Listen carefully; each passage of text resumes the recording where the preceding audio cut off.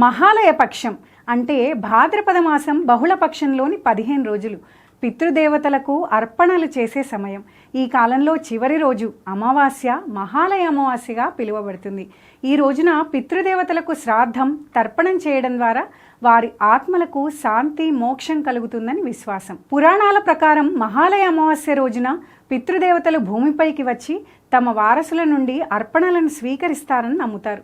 ఈ రోజున శ్రాద్ధకర్మలు దాన ధర్మాలు చేయడం వల్ల కుటుంబంలో సుఖ సంతోషాలు శ్రేయస్సు చేకూరుతాయని చెబుతారు. మహాలయ అమావాస్య నవరాత్రులకు ముందు వస్తుంది. ఈ రోజు దుర్గాదేవిని పూజించడం కూడా శుభప్రదంగా భావిస్తారు. ఈ రోజున శ్రీ దుర్గాదేవి చండీ హోమం దేవి పూజలు చేయడం ద్వారా ఆ దివ్యశక్తిని ఆరాధిస్తారు. ఇది మనలో ఆధ్యాత్మిక శక్తిని భక్తిని పెంచుతుంది.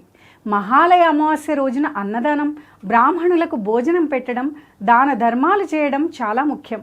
ఈ రోజున చేసే ఒక్క చిన్న పుణ్యకార్యమైన పితృదేవతల ఆశీస్సులను తెచ్చిపెడుతుంది. మహాలయ అమావాస్య మన పితృదేవతలకు కృతజ్ఞతలు చెప్పి వారి ఆశీస్సులు పొందే పవిత్రమైన రోజు. ఈ రోజున శ్రాద్ధం, దానం, దేవీ పూజలతో మీ జీవితంలో శాంతి సమృద్ధి పొందండి.